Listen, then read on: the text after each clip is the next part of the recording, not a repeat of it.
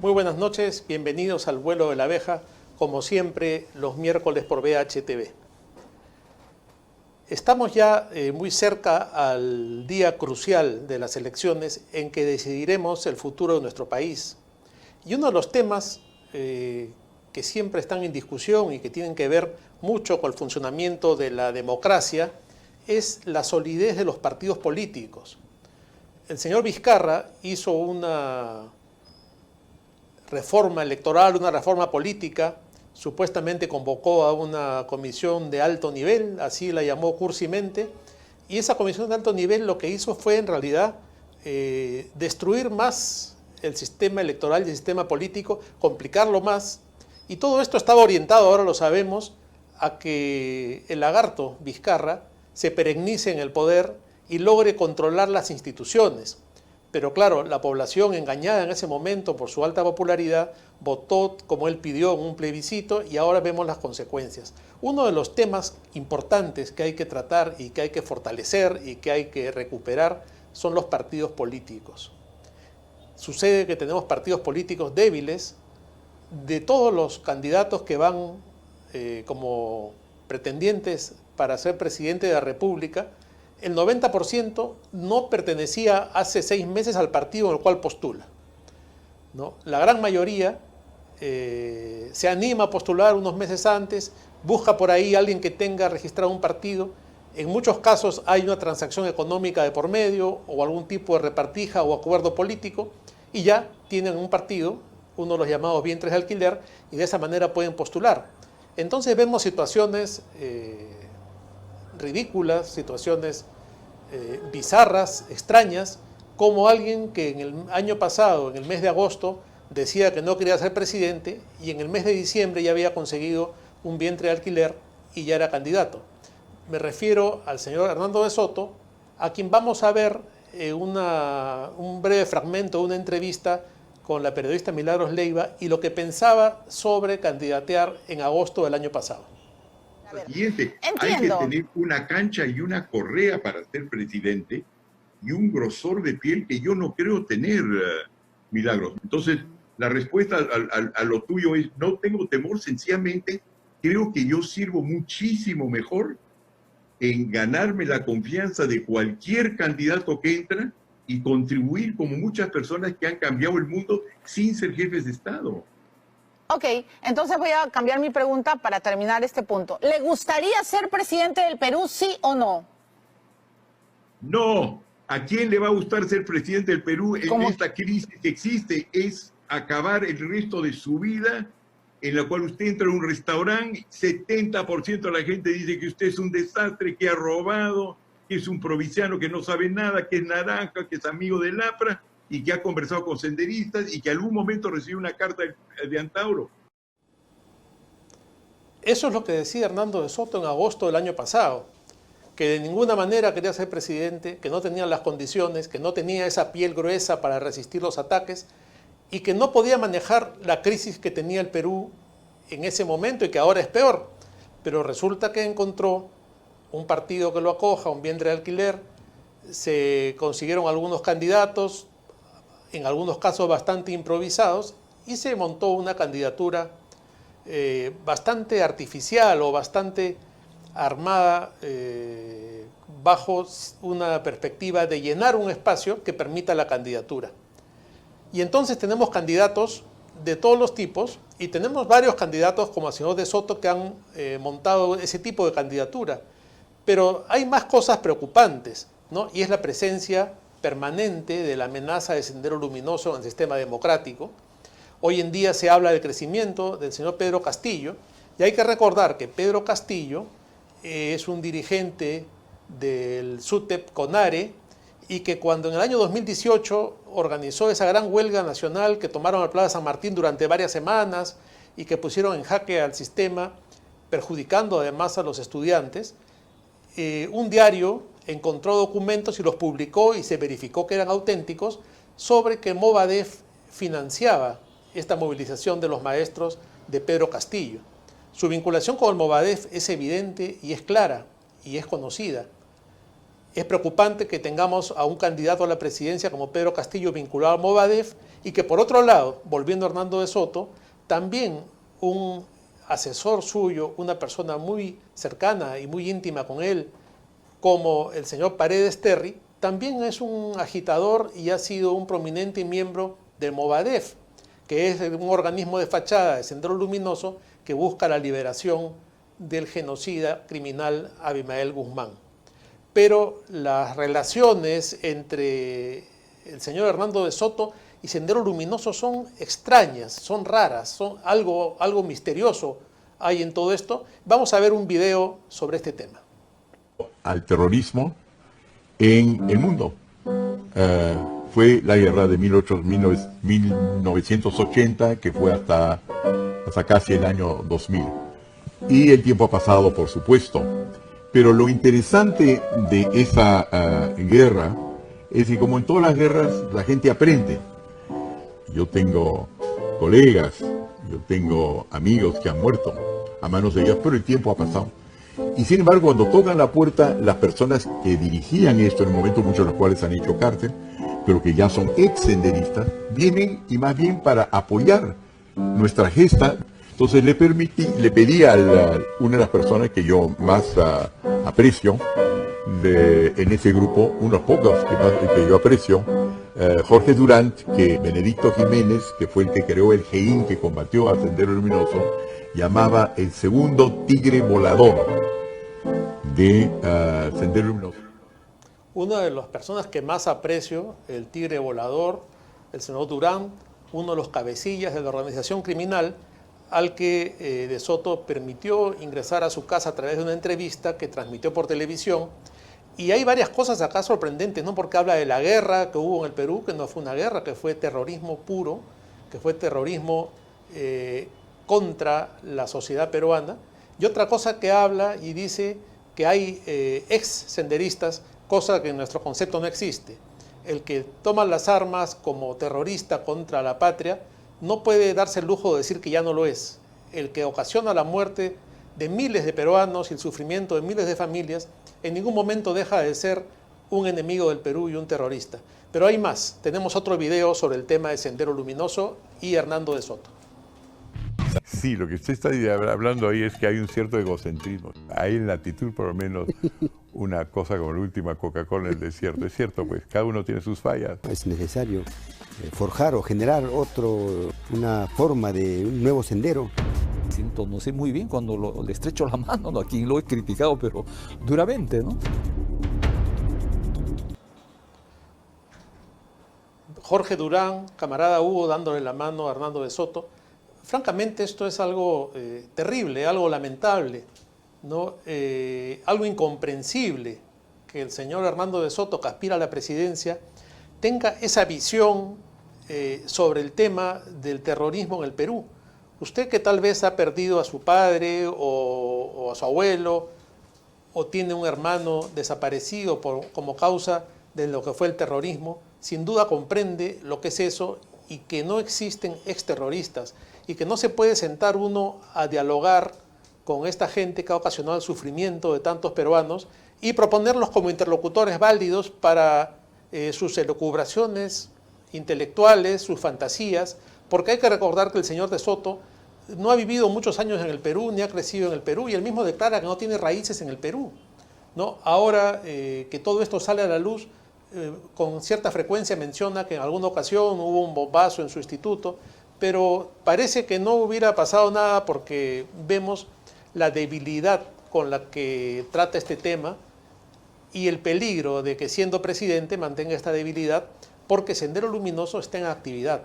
Sendero Luminoso está activo en el Braem, aliado con el narcotráfico y siempre es una amenaza para la democracia y para la vida de los peruanos. es algo que el señor Hernando de Soto tiene que esclarecer. Pero hay un tema ideológico de fondo que vamos a tratar en el siguiente bloque del programa. Nos vamos a una pausa.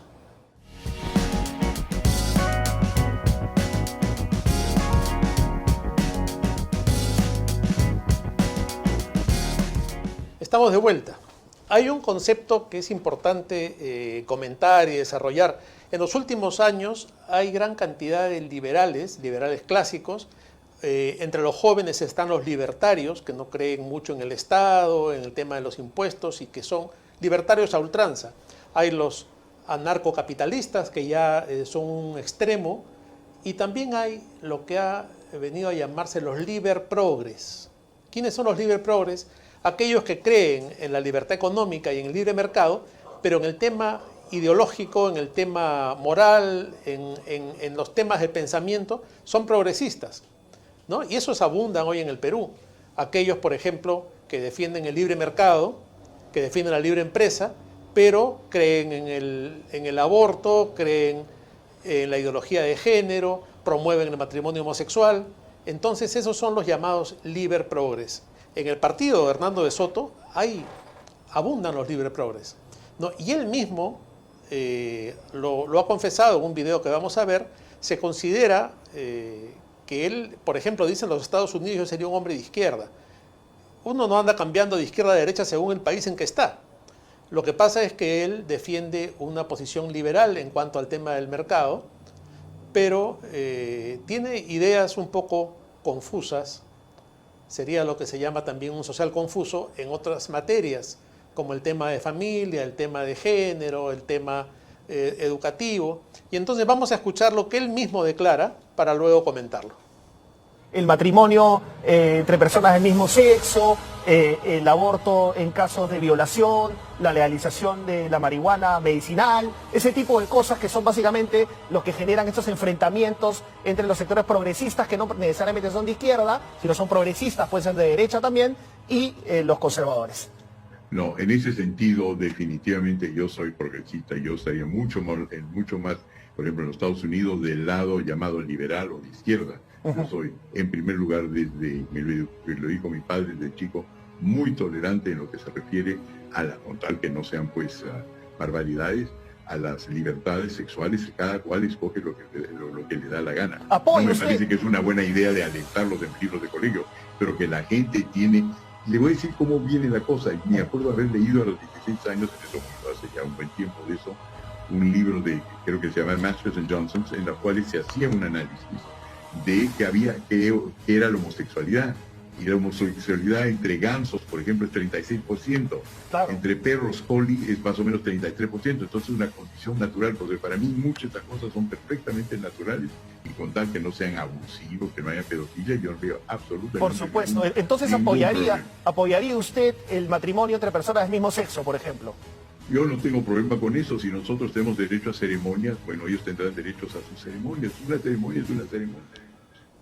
Bueno, hemos visto cómo el señor de Soto se define como un progresista, ¿no? Y está claro su amistad, por ejemplo, con Clinton, con Obama y con los líderes del progresismo estadounidense, así como su relación, que no le gusta recordar, con algunos dictadores de los años 70, 80, a los cuales él asesoraba, incluso algunos tiranos y asesinos como el propio Gaddafi, el líder libio Gaddafi, que era calificado como una bestia, ¿no? Como una bestia sanguinaria en su momento, y que luego de su muerte se formó la Fundación Gaddafi, en la cual el señor de Soto era miembro de la directiva, ¿no? Y luego su amistad con estos personajes del Partido Demócrata en los Estados Unidos, vinculados a una serie de escándalos de pedofilia y promotores del aborto, de la ideología de género, de introducir en los colegios los baños trans, ¿no? Entonces, ese es un poco su pensamiento, ¿no? El señor Clinton, que ya conocemos cómo piensa, y la señora Hillary Clinton lo tienen en el más alto concepto, y es parte también de una serie de asociaciones con los demócratas en los cuales participa con los Clinton, y que sin duda será una influencia o sería una influencia en caso de un posible gobierno, que esperamos que no sea así, del señor Hernando de Soto en el Perú. Ahí vendrían los problemas ya de tipo ideológico, porque está claro que no todo es el mercado, ¿no? Mantener el sistema económico, mantener el libre mercado, mantener las libertades económicas, mantener el tipo de cambio, el tema fiscal, ¿no? El equilibrio fiscal, todo eso es muy importante, pero eso no es todo. Hay algo importante más aún que eso, que es la familia, las personas, la salud mental de los peruanos, la protección de los niños y su educación, y todo eso se pone en riesgo cuando aparecen estos libre progres que bajo la apariencia de ser independientes, de centro derecha, liberales, nos traen el veneno de un falso liberalismo en el sentido progresista. Hablábamos de las amistades del señor de Soto con personalidades de Estados Unidos, con gente del Partido Demócrata, y en los últimos días hubo todo un pequeño escándalo por el hecho de que se había vacunado. Entonces muchos dijeron, bueno, es un hombre de 80 años, es una persona que vive ya la senilidad, los últimos años de su vida, tiene que cuidarse, tiene que vacunarse. Entonces él ha viajado con su plata a los Estados Unidos y se ha vacunado. Muchos lo comprendimos así también, pero luego de eso han surgido algunos temas interesantes aquí y un comportamiento muy extraño de Hernando de Soto en una entrevista con el destacado periodista de CNN, el señor Rondón, sobre el tema de la vacunación. Vamos a ver un pequeño video y luego lo comentamos. Me entero de que usted ya se ha vacunado y que se ha vacunado en los Estados Unidos. ¿Esto es correcto? Eso es correcto. Se ha vacunado en los Estados Unidos y le pregunto, ¿usted es ciudadano estadounidense, residente o algo más? No, yo no soy, yo soy residente del Perú. Y me vacuné en un estado, me vacuné en un estado donde no se exige la residencia. Donde no se exige la residencia. Usted había declarado que le habrían ofrecido precisamente esta oportunidad, ¿correcto? ¿Quién se lo ofrece? No, eso me lo ofrecen como tengo contratos con distintos jefes de Estado en distintos países. Me ofrecieron ese privilegio, yo me negué a ello en momentos en los cuales yo creía que la propuesta que nosotros habíamos hecho a nuestro gobierno podían ser implementadas, ¿no? Yo había hecho, no a nuestro gobierno, a nosotros, para llegar a nuestro gobierno, como no ocurrió, y comencé a subir en las encuestas y ya no me encontraba con 5 personas en la calle, sino con miles. Me di cuenta que yo podía ser contagiado o yo podía contagiar a los míos. Y en ese momento, por un contacto en los Estados Unidos, me entero que se me ofrece a través de vías privadas la posibilidad de ser vacunado. Y efectivamente fui a los Estados Unidos, en un estado donde no se requiere la residencia, y me vacuné. Pero lo he hecho... ¿En qué estado fue? Señor de Soto, ¿en qué estado fue? A diferencia de Vacunagate, yo no le he tomado su cuota a ningún peruano. Yo no he cortado una oficial, yo he ido a los Estados Unidos, he pagado mi ticket de avión y fui vacunado y se lo anunciaba a todos los peruanos. Sí. Ahora, ¿a qué estado fue, señor de Soto? ¿Sabe usted? Yo no creo que tengo la obligación de contestar eso, porque por lo que veo por sus preguntas, ya que es la pregunta inicial, no quisiera perjudicar a nadie que me ha ayudado. No, por supuesto que usted no tiene que responder a ninguna de las preguntas que yo le haga. Yo tengo el derecho de hacerlas. En un tema de transparencia, con algo que tiene que ver con la vacuna y que tiene que ver con venir a los Estados Unidos a vacunarse, ¿cuándo se ha criticado fuertemente en este país el tema de los turistas de vacuna o de aquellos que vienen solamente turistas a vacunarse? Por eso le preguntaba. Y en aras de la transparencia, ¿no? Por supuesto. Para saber en qué estado. Pero si usted no me quiere responder, no tiene que hacerlo. No tiene que hacerlo. Yo digo, es un tema de transparencia y pues si no tiene nada de malo, pues ¿por qué no decirlo? No va a decir el nombre de quién le ofreció la vacuna. Hablemos de transparencia. Si su orden de ética es que uno debe anunciar antes de vacunarse, ¿no es cierto? Entonces yo sí le puedo, ahora que conozco the rules of the game, las reglas del juego, le podría decirle cuándo es mi próxima colonoscopía, endoscopía y identificación si tengo algún problema con la próstata. Yo puedo hacer eso. Lo que ocurrió es que cuando en el Perú se me ha preguntado si me he vacunado, yo inmediatamente he respondido que sí. No ha habido ningún secreto, no ha habido ninguna falta de transparencia. Bueno, hay falta de transparencia cuando no me dice el estado en el que fue vacunado, pero eso es reserva. Y me parece que la comparación con un tema de colonoscopía, perdón, señor de Soto, seamos serios, no tiene nada que ver con una pandemia, no tiene nada que ver con vacunas que no han llegado a Perú, no tiene nada que ver con personas que aquí no se han podido vacunar en los Estados Unidos. En fin, es completamente aparte, así que yo lo dejo ahí. Si usted no quiere hablar del tema, no hable del tema, me parece bien. Sí. Es el inicio de su investigación, entonces me parece altamente sospechoso. En un momento cuando yo soy segundo o primero en las encuestas, usted arranque con una cuestión a la cual yo tengo un derecho privado que no viola ninguna ley y no tengo ninguna obligación de indicar dónde fue hecho en el momento dado. Señor de Soto, ¿por qué le parece sospechoso? ¿Qué no puedo preguntarle yo sobre esas cosas que generaron duda o que generan atención? A mí me genera mucha atención. Mis padres estuvieron de visita aquí en la Florida, nunca los pude llevar a vacunar porque no tenían derecho. A mí me llama la atención. Quiero preguntarle, ¿a usted le parece sospechoso? Es decir, que si no le pregunto lo que a usted le gusta, ¿es sospechoso que no le pregunte lo que usted quiere que le pregunte o cómo? No, le voy a contar, en la Florida hay que ser residente. Yo fui a un estado donde no hay que ser residente. Claro. Entonces, sí, claro. No, porque no creo que tengo derecho a anunciar en un programa público la gente que ha podido ser gentil conmigo y sencillamente es una cuestión de derecho a la privacidad, que entiendo es una de las cosas que prima en los Estados Unidos a diferencia de América Latina. Aquí pasa algo muy raro. ¿Cuál es el motivo que lleva a Hernando de Soto a alterarse un poco con este tema y a no querer decir dónde se ha vacunado, que es algo muy simple que él tendría que decir, no hay nada que ocultar? El propio periodista le dice: mis padres han llegado a Miami, no se han podido vacunar, y la gente está un poco molesta con el tema del turismo de vacunas. Y él insiste en que no le puede decir y se molesta y le habla de su próstata y de su colonoscopía y pierde los papeles. Y claro, el señor Rondón, en términos coloquiales, lo revuelca.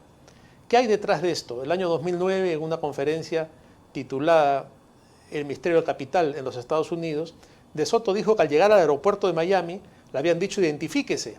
Y él, haciendo un chiste dentro de la conferencia, dice: yo le dije soy hijo de fulano, nacido en Arequipa, hijo de Mengana, y que el policía que le había dicho que se identifique le dijo: deme su pasaporte. Y que entonces en ese momento él sacó, y acá viene el detalle, su pasaporte norteamericano. Y dice de Soto en la conferencia: en ese momento todo se arregló y el señor me identificó de inmediato, y más que el señor policía me identificó una máquina que leyó mi pasaporte norteamericano. Yo creo que ese es el tema por el cual se mueve tan nervioso y que no quiere que salga a relucir, porque él se ha vacunado obviamente porque es ciudadano americano y lo está ocultando. Tanto así como lo era en su momento Pedro Pablo Kuczynski, y que tanto se cuestionó y que tanto se le acusó por tener un pasaporte extranjero, un pasaporte de los Estados Unidos, como el que lleva en su bolsillo cuando viaja el señor Hernando de Soto, y con el cual sin duda se ha vacunado. Bueno, nos vamos a un corte y continuamos luego con la segunda parte del programa con una interesante entrevista.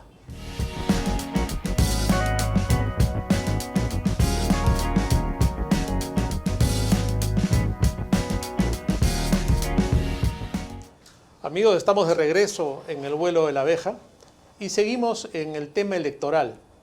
Estamos ya a muy pocos días de las elecciones. Este domingo se definirá el destino de nuestro país por los próximos 5 años, y más que eso probablemente, porque es una elección muy importante y hay que decidir muy bien.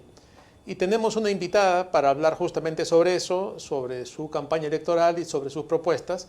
Y me refiero a Juliana Calambroyo, que postula en Renovación Popular con el número 12 al Congreso por Lima. Juliana, buenas noches, bienvenida al vuelo de la abeja. Luciano, gracias por la oportunidad. Aquí estoy para conversar contigo de los temas que creas convenientes. Juliana, he visto en las redes sociales que hoy día, justamente, prácticamente como un cierre de campaña, has estado recorriendo zonas populares o zonas menos favorecidas económicamente de Lima. ¿Cómo ha sido esa experiencia y qué tal la recepción que has tenido? Mira, yo ni siquiera les daría el adjetivo de populares. Son más bien zonas impopulares, donde nadie quiere ir y donde a nadie le interesa. He estado en el sector 15 de Cristo Rey, en el distrito de San Juan del Lurigancho, visitando ollas comunes. No comedores populares, porque los comedores populares tienen cierto apoyo municipal. Hablo de las ollas comunes, donde las familias se organizan, ¿sí?, para sacar el día a día de la alimentación para los suyos y además para otras personas que son mucho menos favorecidos que ellos, ¿no? ¿Qué he encontrado? He encontrado gente con alegría, a niños con esperanza, ¿sí?, a personas que realmente, a pesar de toda esta crisis, ¿no?, quieren vivir. Y te decían, señorita o señora o candidata, ¿no?, nosotros queremos seguir adelante, queremos que nos apoyen, pero claro, cuando tú escuchas quieren apoyo, ¿qué apoyo quieren? Quieren agua. No puede ser que el apoyo sea un recurso, un servicio básico. Queremos que llegue Caliwarma, porque no llega. Queremos que realmente se acuerden de nosotros y fiscalicen al alcalde, porque el alcalde no, por aquí no se oye padre, ¿no? Entonces, es ese sentir, ¿no?, de las personas humildes que exigen lo básico, ¿sí?, como si fuese además, en su voz era, por favor, esa súplica de dennos agua, dennos alimentos, dennos salud, que es lo básico, pero con alegría, con esperanza, ¿no?, con optimismo frente a las elecciones. Además, el tío Porky es famoso, entonces tú llegas con Renovación Popular y están contentos y abiertos, ¿no? Y sobre todo yo he ido a escuchar la problemática y a escuchar cómo es el funcionamiento de las ollas comunes, que muchos candidatos dicen, sí que las ollas comunes, pero es que realmente es mucho más penetrante, preocupante y a veces, pienso yo, edificante lo que se escucha de cómo funcionan las ollas comunes. Es impresionante la solidaridad y ese sentimiento que los une en una lucha común por sobrevivir con dignidad, ¿no? Porque están tratando de salir adelante y todos contribuyen, y este principio de colaborar entre ellos es fantástico, y lo que sorprende es lo que tú nos revelas de ese buen ánimo, esas ganas de salir adelante, que caracteriza y siempre ha caracterizado al peruano. Ahora, pareciera que Rafael López Aliaga ha conectado muy bien con estos sectores, ¿no es cierto?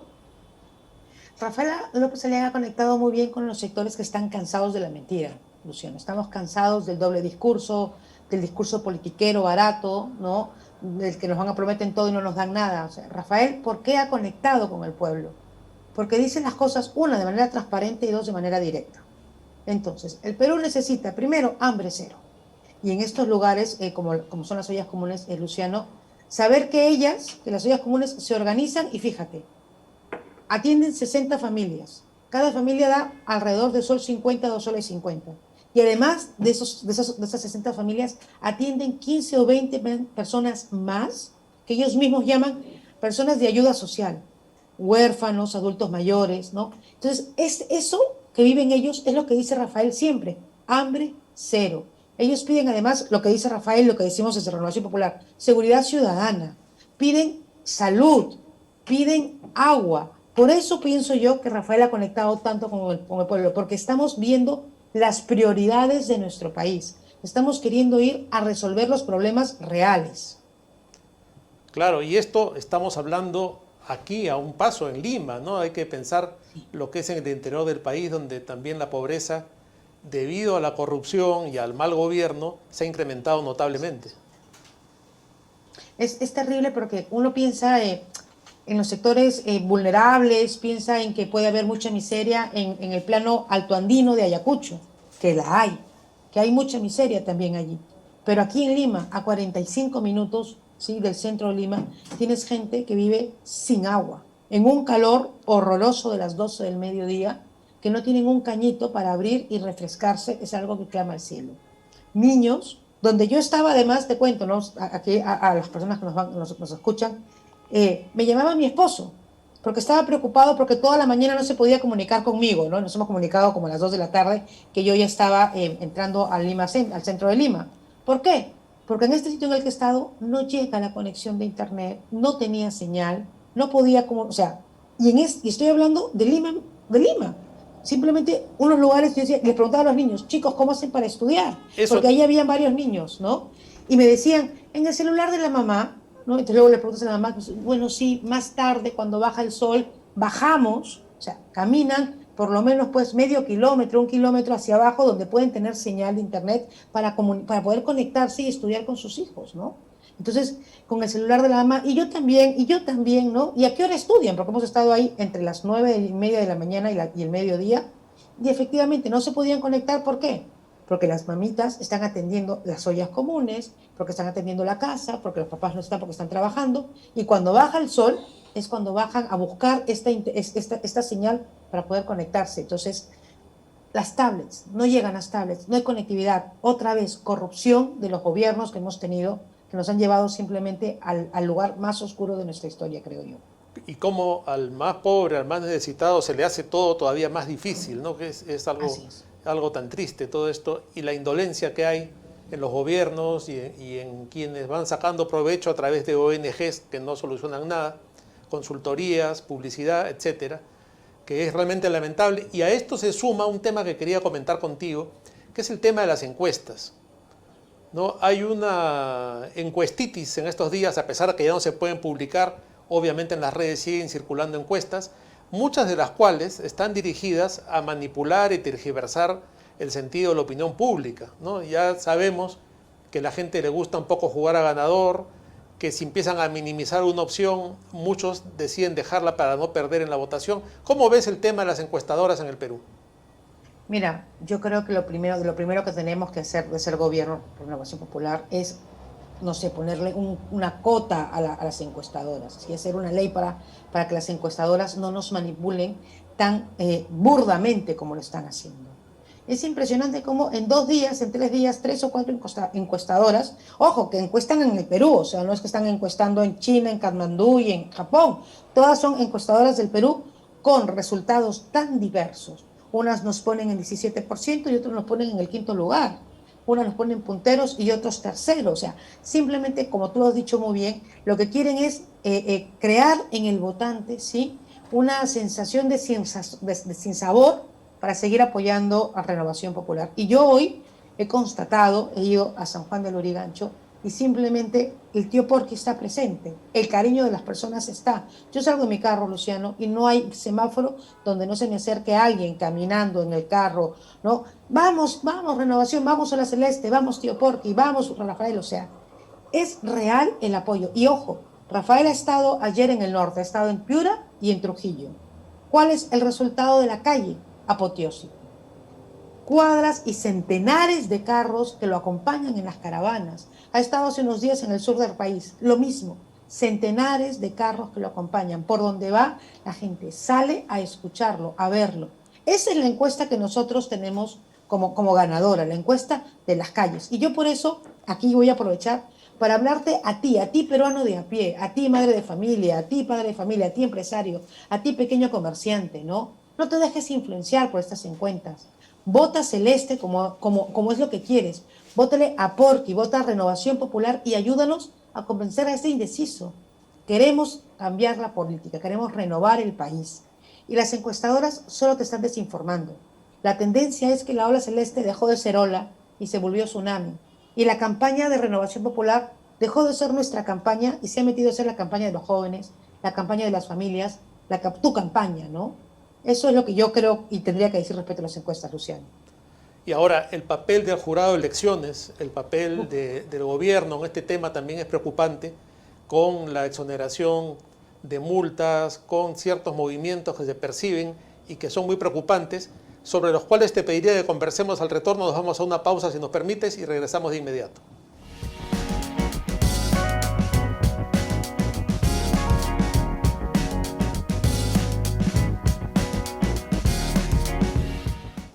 Amigos, estamos de vuelta en el vuelo de la abeja. Estamos conversando con Juliana Calambroyo, candidata número 12 por Lima en la lista al Congreso de Renovación Popular. Y estábamos, Juliana, conversando sobre el papel del Jurado Nacional de Elecciones, sobre el papel del gobierno, la neutralidad que debe tener el gobierno. ¿Cómo ves ese tema? Y si hay algo que te preocupa al respecto, compártelo con nosotros para saber cómo va sintiendo la gente de Renovación Popular este asunto, que es realmente muy serio. Mira, nosotros creemos que ha habido, no han dado la talla. El Jurado Nacional de Elecciones ha jugado con la balanza inclinada, favoreciendo a candidatos reptiles, por no decirles lagartos, ¿no? Que por mucho menos otros salieron de la contienda y con él han hecho la vista gorda y han mirado a otro lado. Creemos además preocupante porque con un escenario político como el que tenemos, donde hay un empate técnico entre muchos candidatos, ¿sí? Lo más probable es que la voz del Jurado Nacional de Elecciones sea dirimente. Un Jurado Nacional de Elecciones que debería estar compuesto por 5 personas, y sin embargo solamente 4 personas, y el presidente, que es cuestionado, y el presidente del Jurado Nacional de Elecciones tiene vínculos directos con el vizcarrismo, entonces que no creemos que sea lo suficientemente objetivo, va a tener voto doble, ¿no? Y muchas veces será lo que él decida, ¿no? O como en función a lo que él vote, lo que se haga. Entonces nos preocupa y no es para menos, ¿no? Pero sin embargo nosotros confiamos también, Luciano, en el voto popular. Creemos que en estas elecciones vamos a arrasar, creemos que vamos a sacar una amplia mayoría congresal, ¿sí? Creemos que vamos a pasar a segunda vuelta con toda paz y tranquilidad, y si Dios quiere y cada uno de los renovadores que nos está escuchando ahora en sus casas se pone el firme propósito de convencer a 2 personas más, ¿no? Entre hoy y el domingo podríamos ganar en primera vuelta tranquilamente. Bueno, para el domingo ya falta muy poco. Estos días la gente debe tomarlos para meditar su voto y para ver la responsabilidad tremenda que hay en el acto de votar, ¿no? Todo lo que se define con un voto tan importante que no hay que tomarlo a la ligera. El futuro del país, de los jóvenes, de nuestros hijos y hasta de nuestros nietos se está jugando en estas elecciones, porque podemos elegir ahí entre un modelo u otro, y uno de esos modelos es el infierno chavista, el infierno socialista, la corrupción, o evitar eso para el Perú.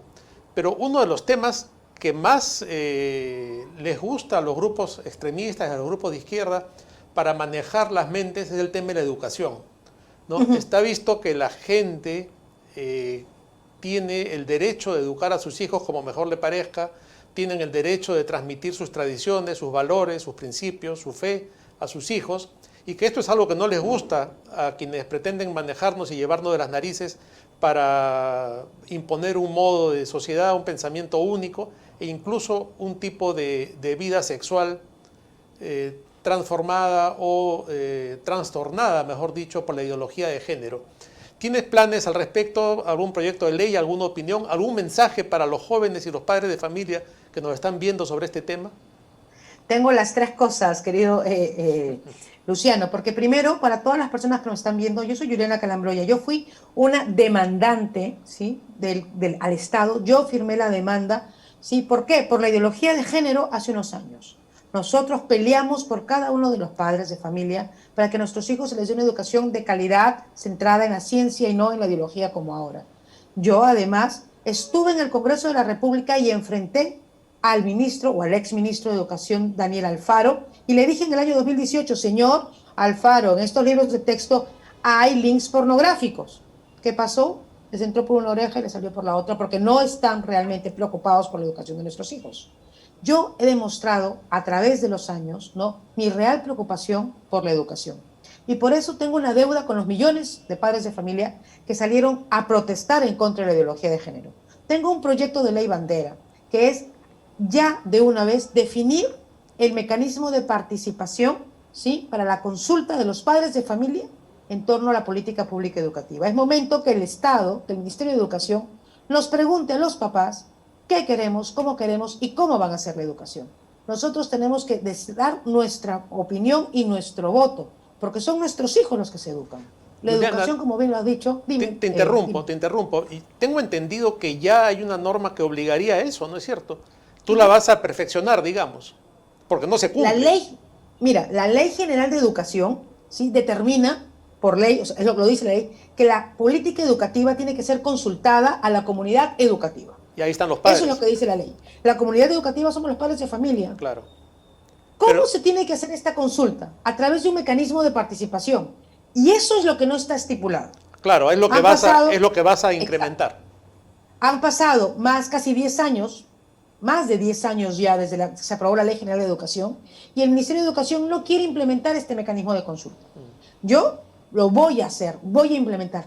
El Ministerio de Educación se excusa en que los padres de familia no estamos organizados para ser consultados. Y esto es una falacia, Luciano. Permíteme en este momento explicarle al Ministerio de Educación a ver si entiende. Cuando llegue el mes de abril o el mes de marzo y van a iniciar las clases escolares, tú me puedes decir, ¿no? ¿Quiénes son los que pintan las aulas? ¿Quiénes son los que arreglan las carpetas? ¿Quiénes son los que compran los materiales educativos? ¿No somos los papás? ¿No son las APAFAS las que se organizan para hacer las rifas, las tómbolas, las kermeses, profundos para la educación de nuestros hijos y mantener los colegios? Los padres estamos organizados a través de las asociaciones de padres de familia, a través de las APAFAS, con lo cual sí se nos puede consultar de manera transparente y democrática. Eso es lo que yo propongo. Y harás un proyecto para regularizar esta forma de consulta a los padres. Así es, así es. El proyecto de ley es para establecer el mecanismo de consulta, ¿sí? Para que ellos tengan la participación en la política pública educativa a través de las APAFAS, ¿sí? Las APAFAS están además debidamente registradas en las UGELES, en las unidades de gestión educativa local. Es decir, sabemos quiénes conforman las APAFAS. De esta manera podemos hacer la consulta a los padres de familia, tanto en el sistema público como en el sistema privado. Porque en los colegios privados, o con ideario, o los colegios cristianos, o los colegios que no son del Estado, también tienen organizaciones los padres de familia. Y también tienen que ser consultados. Ahora, la gran mayoría de hablando ya de los padres de familia y de las familias, atravesamos no solamente esta crisis educativa, esta crisis moral, este tema de corrupción, sino una tremenda crisis económica que aún no se nota tanto, pero que en los próximos meses seguramente va a golpear mucho la economía familiar. Hay millones de personas que han vuelto a caer en la pobreza extrema, millones de desempleados. Hay una propuesta importante sobre este tema en Renovación Popular, alguna propuesta de ley que tú estés llevando al Congreso para beneficiar a las pequeñas empresas, a las pymes, a las familias en situaciones de crisis económica. Antes de contestarse esta pregunta, que tengo una cuestión muy importante que comentarles a las personas que nos escuchan a través de la televisión, quiero también decir que uno de mis compromisos, por si acaso, es erradicar la ideología de género y desterrar el enfoque de género. Nos lo vamos a sacar de encima, o sea, lo ha dicho Rafael López Aliaga claramente, no más enfoque de género, vamos a establecer un enfoque de igualdad de oportunidades entre varón y mujer y además complementarlo con un enfoque de familia. Ahora, y a raíz de este enfoque de familia... Perdóname, sobre ese mismo tema que tú estás hablando, es notorio el apuro que hay en este momento por parte del gobierno para implementar e imponer una serie de leyes sobre el tema, ¿no? Están corriendo porque saben que se acaba el tiempo. Se les acaba el tiempo. Es terrible, Luciano, ver que el Ministerio de Educación está invirtiendo millones de soles y está invirtiendo tiempo, ¿sí? ¿En qué? En implementar el protocolo para la aplicación del enfoque de género en la educación de los docentes. O sea, por favor, que traigan las tablets y que haya conectividad, pero no, lo que quieren es el género, ¿no? Ves al Congreso de la República debatiendo la ley trans en vez de debatir cómo hacer para que se compren las vacunas. Y el lenguaje inclusivo, obligatorio, el lenguaje ¿no? inclusivo. Con manuales y todo lo demás. Así es, simplemente aberrante, ¿no? Sí. Entonces, esto hay que sacarlo así. En primera, establecer el enfoque de familia. Y en función del enfoque de familia, quería contestar tu pregunta respecto al microempresario. Mira, yo llevo un proyecto de ley muy interesante que es el emprendimiento familiar. Para nadie es ajeno que el Perú es un país emprendedor. Para nadie es ajeno que además de chamba, nosotros trabajamos, ¿qué cosa? Con nuestro capital y trabajamos con nuestro entorno familiar. Es decir, tenemos una especial forma de hacer empresa o microempresa, que es lo que yo denomino el emprendimiento familiar. Aquel emprendimiento, aquella microempresa que crece, ¿sí? ¿Cómo? Poniendo a trabajar tu capital familiar y teniendo una empleabilidad familiar. Es decir, le das trabajo a tu esposa, a tu esposo, a tu hijo, a tu primo. Entonces, ¿qué pasa? Que en el Perú el emprendimiento solo dura 3 años. Esa es la época de vida. ¿Por qué? porque solamente hay un año de exoneración tributaria, al segundo año se empieza a tributar y al tercer año se cierran los emprendimientos porque no son viables por la carga tributaria y porque además no hay la suficiente capacitación al emprendedor. ¿Cómo eliminamos esto? Primero, establecemos el emprendimiento familiar como una figura jurídica distinta. ¿Para qué? Para que en esta figura jurídica donde el capital familiar se protege, porque si se pierde, se impacta directamente en la economía familiar, en la economía de un núcleo familiar y de una familia extendida. Entonces hay que proteger este capital. Lo segundo, establecer una escala tributaria distinta, bajar los impuestos para que puedan tener un margen de ganancia mayor. Y el proceso de formalización sea un proceso que dure 2 años. Estos 2 años con exoneraciones tributarias y en estos 2 años obligar, ¿sí?, a que el emprendedor se capacite.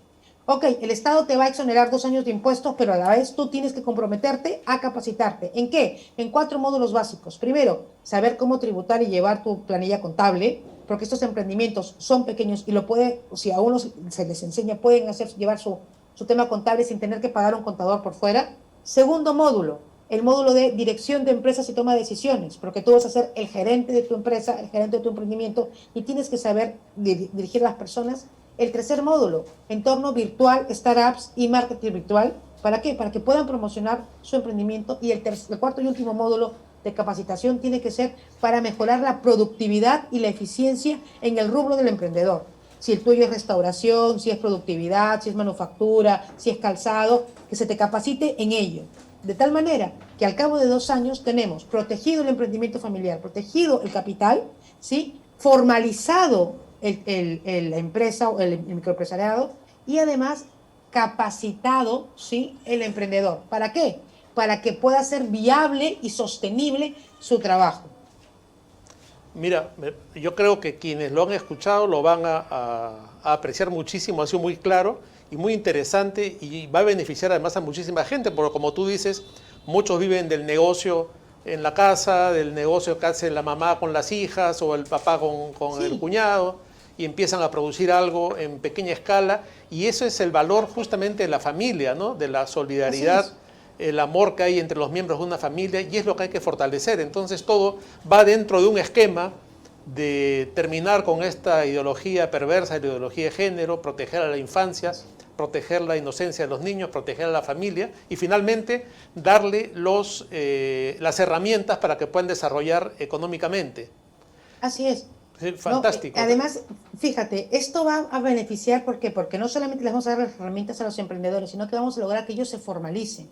Es un proceso de formalización. Cuando yo te hablaba el estadio tributario, también queremos intervenir, por ejemplo, de una manera para que sea mucho menos costoso, ¿sí?, la formalización. Un emprendedor tiene que pagarle a la municipalidad, tiene que pagarle a INDECI, tiene que pagarle a la SUNAT, tiene que pagar registros públicos. Todavía no ha ganado un sol y ya ha invertido muchísimo. Así es, ¿no? Claro. Esto tenemos que quitarlo o tenemos que fraccionarlo y dar también escalas en función de los emprendimientos. Y de esta manera vamos a formalizar. Cuando se formaliza a los emprendedores, ¿qué hacemos? Hacemos que el piso tributario crezca. Si el piso tributario crezca, la tributación crece y podemos ir mejorando también el país en general. Perfecto, sí, yo creo que está muy claro, muy importante y que ojalá se pueda llevar a cabo y se pueda concretar. Juliana, nuestro tiempo ha concluido. Te invito a dar un mensaje final a tus votantes, a que nos escuchan antes de despedir el programa.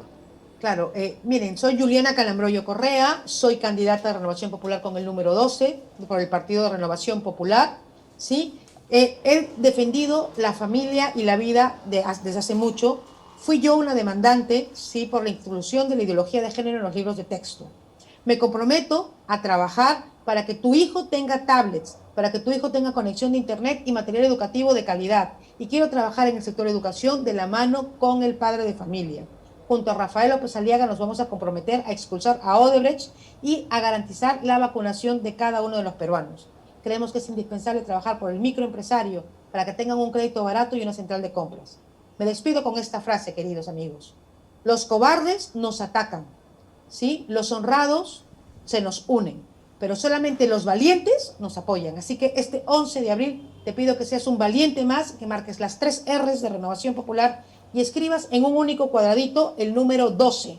12 como los meses del año, 12 como los apóstoles de Jesús, y le des el voto a Juliana Calambroyo, que quiere representarte y ser tu voz en el Congreso. Listo, Juliana, muchas gracias. La mejor de la suerte de este domingo, yo sé que va a ser así, y que se pueda lograr un gobierno en beneficio de la familia, en beneficio de los peruanos que tanto necesitan un gobierno libre de corrupción.